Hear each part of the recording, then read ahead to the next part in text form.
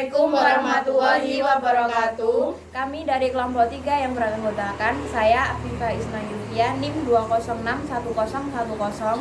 Saya Firdaus Jalestari NIM 2061050. Saya Julia Panegara Jawa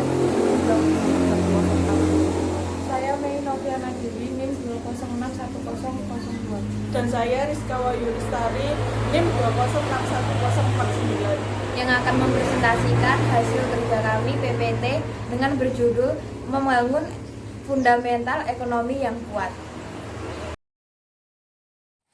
Fundamental ekonomi adalah segala hal yang menjadi elemen penting dan mendasar dalam aktivitas ekonomi.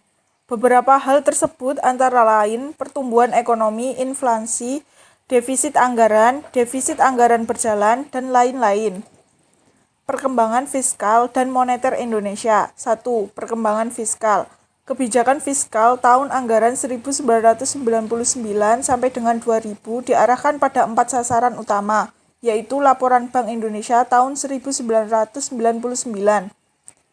Menciptakan stimulus fiskal. Guna menciptakan stimulus fiskal dengan sasaran penerimaan manfaat yang lebih tepat, pemerintah telah mengeluarkan peraturan-peraturan administratif dan menciptakan mekanisme penyaluran dana secara transparan, yaitu dana JPS. 2. Memperkuat basis penerimaan.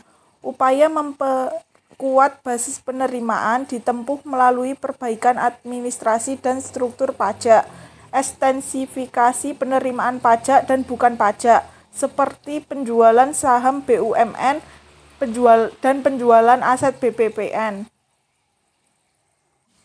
Perkembangan moneter. Perkembangan yang berulang menimpa perekonomian kita mencapai puncaknya dengan 3 angka pada masa 100 menteri dan memberikan gambaran klasik dengan berlakunya teori kuantitas uang. Pada masa Orde Baru, inflamasi memasuki alam baru akibat langkah-langkah positif yang diambil pemerintah untuk mengatasinya.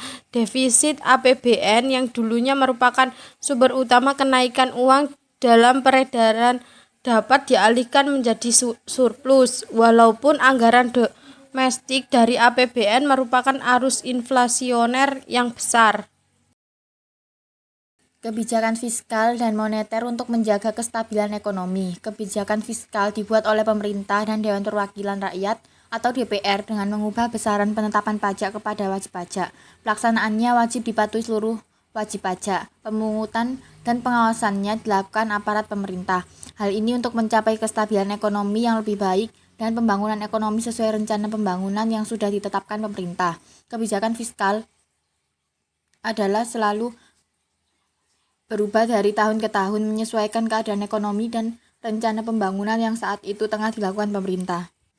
Kebijakan moneter adalah langkah-langkah yang diambil penguasa moneter atau Bank Indonesia untuk mempengaruhi jumlah uang yang beredar dan daya beli uang. Kebijakan moneter dibagi menjadi 2 jenis, yaitu tight money policy atau mengurangi jumlah uang beredar dan easy money policy atau menambah jumlah uang beredar.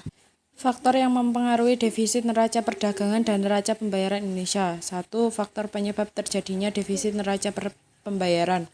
A. Ketergantungan akan bahan baku dan modal produksi dari luar negeri atau impor luar negeri dengan harga yang semakin tinggi. B. Lemahnya mata uang negara. C. Pengelolaan SDA negara membutuhkan bahan baku dari luar negeri seperti minyak. 2. Faktor penyebab terjadinya defisit neraca perdagangan. 3 faktor penyebab defisit neraca perdagangan semakin meningkat. 1. Ketergantungan terhadap bahan baku dan modal dari produksi luar negeri atau impor yang semakin tinggi.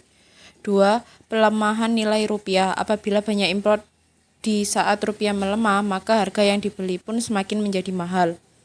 3. Dari sisi migas, kegiatan produksi kita masih tergantung pada minyak, sedangkan minyak diimpor dari luar. Kebijakan mendorong ekspor dan menurunkan. Kegiatan ekspor dan impor diberlakukan oleh perusahaan atau negara. Ekspor dapat membantu meningkatkan pendapatan, sedangkan impor membantu mendapatkan barang atau jasa yang tidak tersedia di dalam negeri. A. Kebijakan perdagangan internasional bidang ekspor. Kebijakan ini bisa mempengaruhi secara langsung atau tidak terhadap transaksi atau kelancaran usaha, struktur, dan komposisi. Kebijakan tersebut diantaranya 1. Pemberian subsidi ekspor. 2. Penetapan prosedur ekspor. 3. Dumping. 4. Larangan ekspor. Dan 5. Diskriminasi harga. Dan 6. Politik dengan bebas. B. Kebijakan perdagangan internasional secara impor yaitu 1.